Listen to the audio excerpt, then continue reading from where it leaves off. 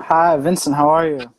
Yeah, I'm fine. How are you? Good. Thank you very much for joining. Yeah, how are you? Doing well. Happy Easter. Hope you and your family are safe during these times. Yeah, we are fine. We're good. One day at a time. How are you? Doing well. So you ready to get started? This shouldn't be too long. Maybe around 10 or 15 minutes. Yeah, I'm good. I'm good. Great. Let's do it. Okay. So did you always want to be a goalkeeper growing up? Uh, I've always wanted to be that. I mean, goalkeeping has been part of my life growing up, so it's been my life right from childhood. So how much do you really know me? How much do you really have you been following me? You followed me for quite a while. Yeah, Yes. I'm pretty young, but I've been following you for a long time. You're the biggest African goalie in my eyes. So it's an honor to talk to you. I know, but a lot of people don't believe that way. But then, I mean, everyone's got his own opinion, and you Yeah. got to respect that. That's nice. I've been wanting to be goalkeeper all my life. I mean, I love playing outfield, but then it's been a good time for me as a goalkeeper. Who was your biggest footballing inspiration growing up? Did you look up to anyone specifically? Oh, no, no, no, no, no. I've always wanted to be me, myself, and I think. I've always been that person. So having an inspiration, I watch a few goalies. I mean, like Van der Sar inspired me, with the leg game. I always wanted to play, even though I knew how to play, but then it multiplied by some percentage when I watch him play. So it was amazing. You moved during your career after you played in Africa. You moved to Israel. Why did you decide to move there? Greener pastures, getting better out there, getting money, taking care of my family. That's the most important thing. The most important thing was just breaking that limit. Back home, the football thing, the football business isn't that lucrative. So me always wanted to make it as a footballer. So that comes the move. A lot of players that move from Africa to Europe, they don't really spend a lot of time in Africa, but you were very successful. You won the CAF Champions League, and you're one of the best players in Africa. So how would you compare your time in Africa versus your time in Europe? Comparing the two, sincerely speaking, I don't think you can really compare because they are two different terrains. Africa is a different thing with a different mentality, a different setup. And you've got to respect it the way it is. And the European scene is a different thing altogether. So I enjoyed playing back home, playing with the national team on the African and the continent, playing in my club back out of in Europe with Lille, with Lux. So the two has been very, very successful and enjoyable. So I enjoyed the two, the both. Good. Okay. Which attribute of yours do you think was the best? Like, do you think you're the best at diving, handling, passing? Which statistic of yours do you think you were the best at? I guess I was more of a complete goalkeeper. I'm a more complete goalkeeper. I'm good at all aspects of the field. Yeah. I don't really like diving. I don't really like diving. I'm really one of those that walk a lot on the quick feet, on the feet, positioning. If you've got a very good positioning, your positioning game is top notch. You don't have to dive as a goalkeeper. Yeah. You just make easy saves. You just need to be there and know where to start and know how high up to be and how low to be. That's all. And you make easy saves. Is there a save of yours that you were most proud of, that you think was the most impressive during any game? I've had a lot of saves. I've had yeah, I've had a lot of saves. I've won a lot of games. I've contributed so many points to my teams.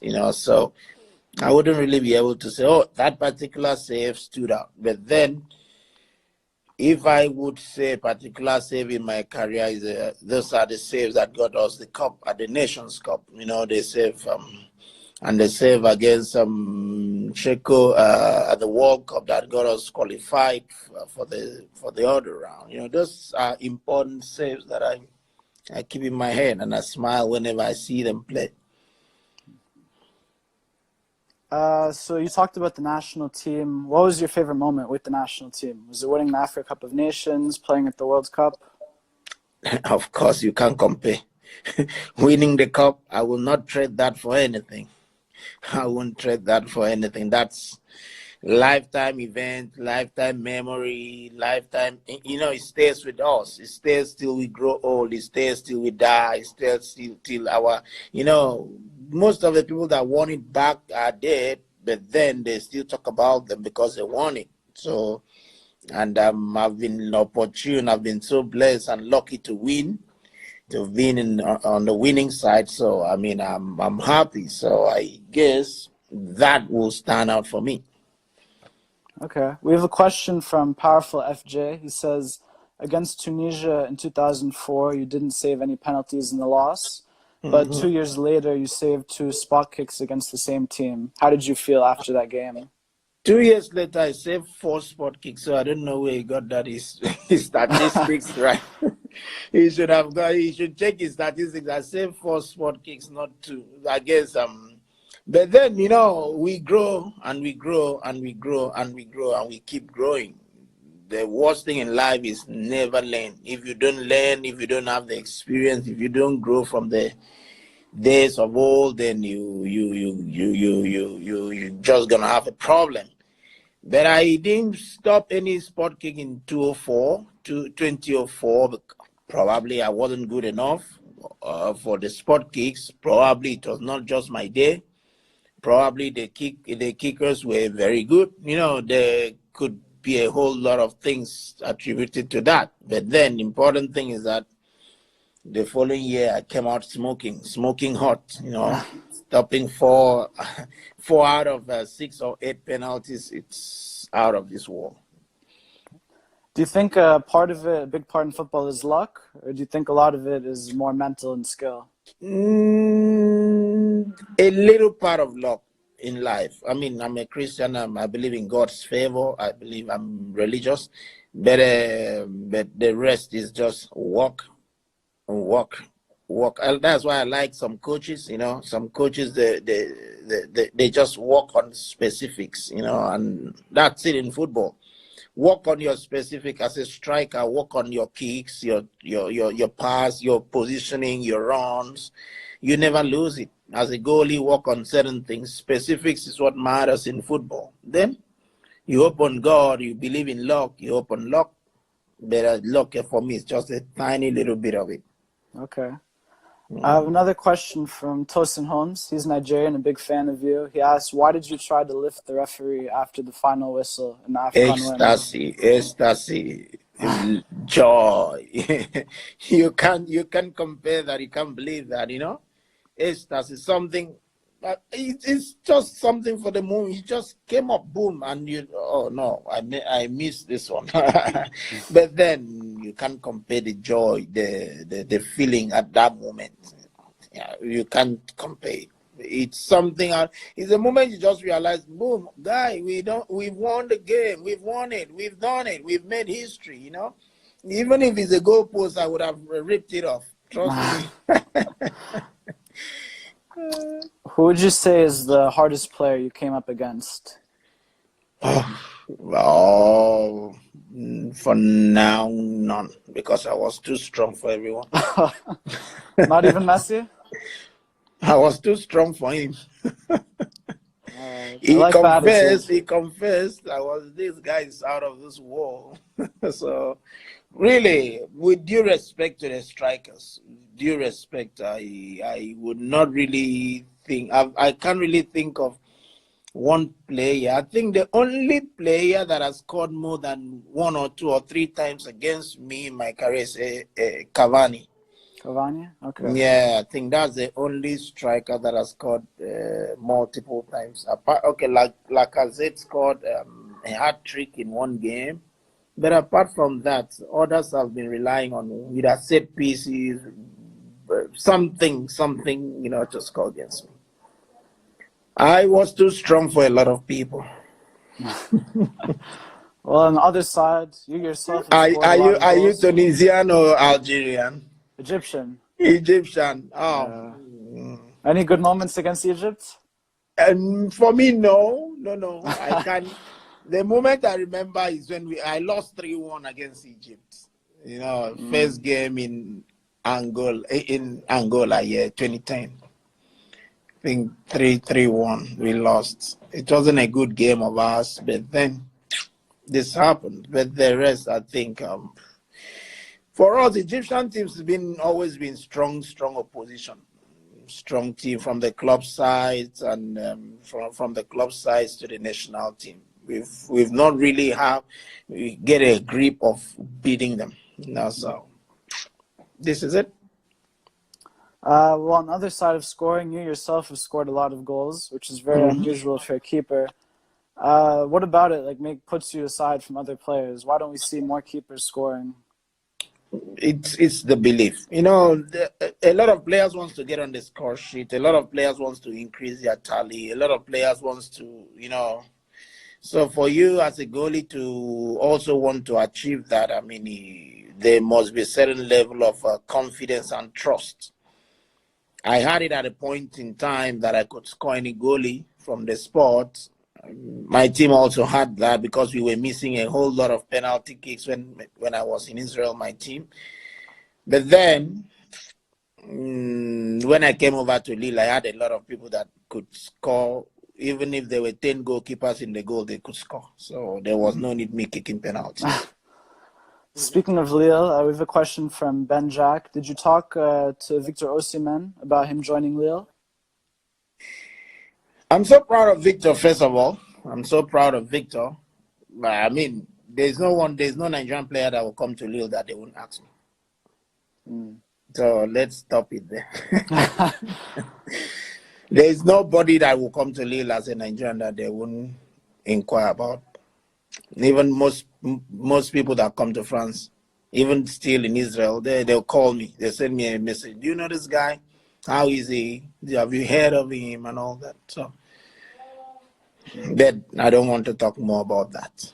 Okay. I don't like blowing my trumpets. Okay. Yeah, you deserve it, man.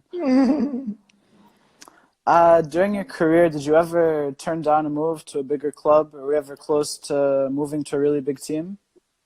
Turning down? No, I don't turn down people, but I check on offers. If you say turn down, it's that someone say take, you say no, I don't want. You understand? So you check on offers, you check on the details. I'm really one person that is very selective. You check on your possibility of having game time because I want to play. You check on a whole lot of things. You don't just wake up and say, oh, I don't want. That's turning down. So I don't turn people down, but I check on details. If the details are going to be favorable financially, spiritually, physically, everything. Maybe the club is a club that likes a certain kind of playing pattern and it doesn't suit me, and I will tell them, no, I am not coming. Or maybe it's a club that doesn't have a lot of young players, not a lot of experienced players, and it's going to be a whole lot of work for me, as playing with the inexperienced players. So there are a whole lot of details I take into consideration before making a choice. None of those worked for me, so I stayed back in Lille. Okay. So how is life during retirement? How did you adjust to not For playing? now, I'm not retired. I'm not retired. Okay. Not yet retired. For now, I'm not attached. I'm not involved with any club. Hopefully, something will happen. But if not, then very soon I will officially announce retirement. Okay. I'm sorry for jumping the gun. No, it's okay. Curiosity, you want to know more? It's okay. I'm fine. So how do you spend your days now? Are you training a lot? Are you mentoring, coaching? I've got a few friends. I'm trying a few little kids. I'm trying to put through. Give them the secret of what made me very successful in goalkeeping. So that's really what occupies me now, and I'm training on my own very, very seriously. Still to keep in shape. Still to be there. I might not be the Vincent of yesterday, but then I want to be the Vincent that you can count on if you give me the opportunity. No, but then that's how it is. It is what it is. We face reality and we move on. Goalies, they tend to be very vocal on the field, yelling at the defenders. Mm-hmm. Which teammate of yours during your career do you think organized the defense the best and helped you the most? I played in a team that we had a going strong for us.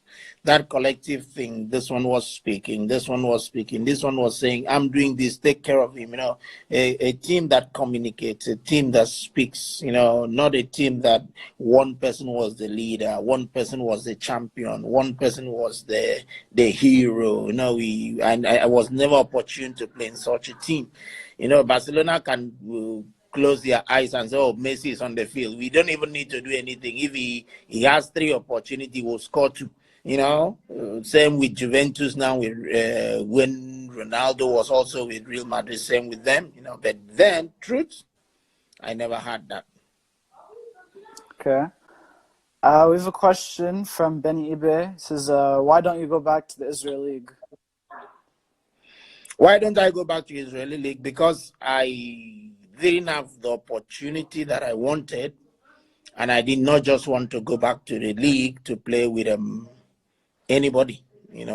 After making 6, 7 great years there, I didn't just want to go back to play with anybody. I just wanted to go back. Also, I prefer playing in Tel Aviv, which is the center of everything. And there you a bit more safe, a bit, comfortable, you close to everything. But then Israel remains in my heart, in my life. It's part of me. I will never say no to any Israeli team. But then, like I earlier told you, details, details and details and details of the contract, details of, I want to see your effective, the strength of your team. I'm a competitor. I don't just want to get on a team that is just contented with staying in the league. I want to get in the team that is always ready to win something, if not the league, the cups, win something, play for something, not just playing. That's Okay. the truth. None of those opportunity came for me. The opportunity that came that were all opportunity for clubs that are just contented to stay in the league, which wasn't really good for me. Would you consider playing in Africa again, and maybe somewhere not in Nigeria? I consider playing football anyway. Okay. Yeah, football is football. As long as the terms are correct, as long as the details are good, I'm fine. I'm okay. As long as my wife is okay with it, my kids are fine with that, then I'm okay. I don't really have selection. I can't go there. I can't go there. I can't play here. But as long as the terms are okay, my project is being supported as at my standing now. So I'm really, really good. I'm okay with that. Okay. We have a question from Lawrence saying, would you join a team like Orlando Pirates or Kaiser Chiefs in South Africa? Oh, yeah. Why not? That's in Joburg. Joburg is a good place to be. Why not? If there is an opportunity to play in those clubs, why not? If the terms are correct, like I earlier said, why not? I can't say football is my life. Football is in my blood. If there is opportunity to play in the moon and the terms and details are okay and my family, my wife is okay with it, we move. Okay. Mickey Jr. is asking, how many languages can you speak? Languages, really, I'm not the person that is cut off for that have that strong thing for languages. I struggle I understand Hebrew, 50%. I understand, but not everything. I can't speak. I can just speak the basic, the daily thing. French, yeah, I understand a lot. I speak a lot. but I can equate my French at 70-80%. But then I still have issues with the pronunciation of certain things. Then the Nigerian languages, so that's it. Besides yourself, who would you say was the best African goalkeeper? El Hadri, someone else? There were in my generation, there were a whole lot of them. Truth. At a point I was in love with Kameni. He was everywhere. When he was in Spain, he was a rock. He was everywhere. Before me there was this Tony Silva that was in Lille, that was doing amazing things. And I think that's really my generation. The goalies of nowadays, I'm not really following African football, and there are not a lot of goalies out in the market now that are playing on the top this thing.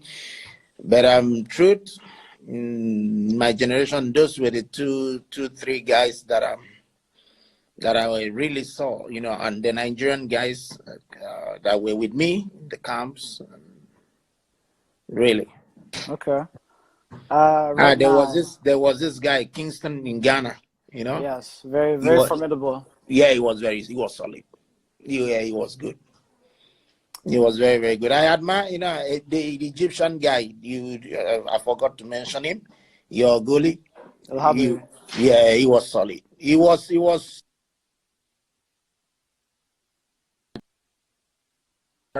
Yeah, he was solid. This is my generation. These are the guys I played with a couple of games, So. Yeah.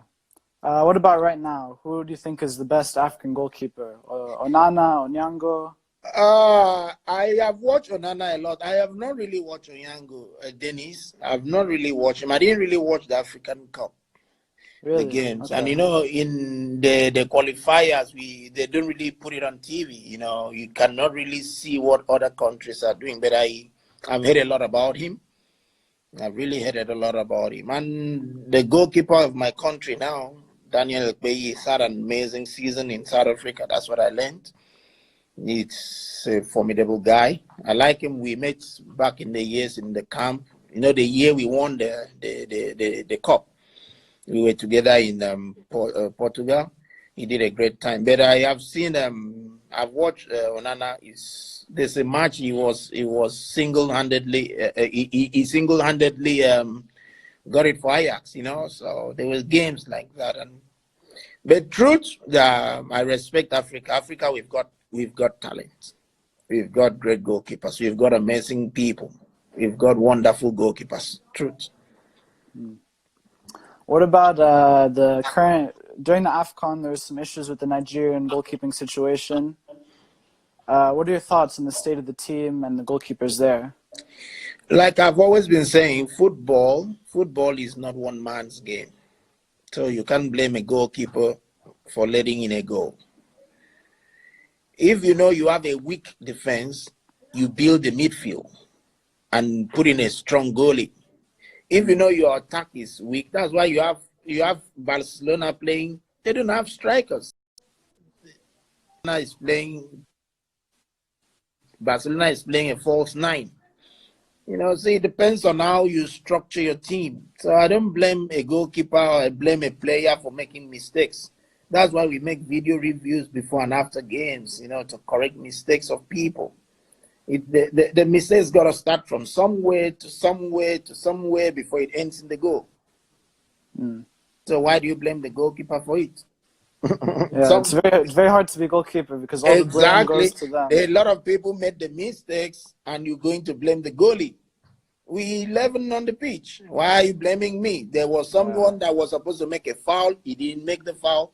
There was someone that was supposed to make the tackle. He didn't make it. There was the other guy that was supposed to trace his man and stay with him. He didn't do that. And there was supposed to be, okay, you shouldn't have made the foul. And he made it. And you come to blame me. Oh, I didn't stand well in the goal. So I'm not really like that.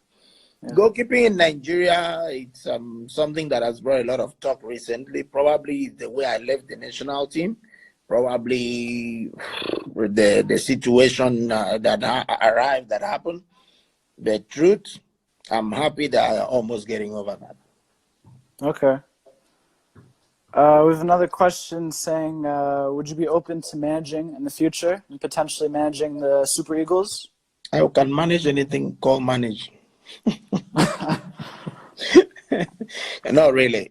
That's why I'm a footballer. That's why I'm trying to get badges so that I can still continue in the world of football. That's good. Who would you say is the best African player in the world right now? African player in the world. Mane, Salah. Who do you think? It can be the two of them. They can easily fit in the bill. You know, the two guys. Truth. For now, Okay. I've not really seen any standout player apart from these two guys. Osimhen is doing very well for Lille, but I think he's still got a long way to go. But Yeah.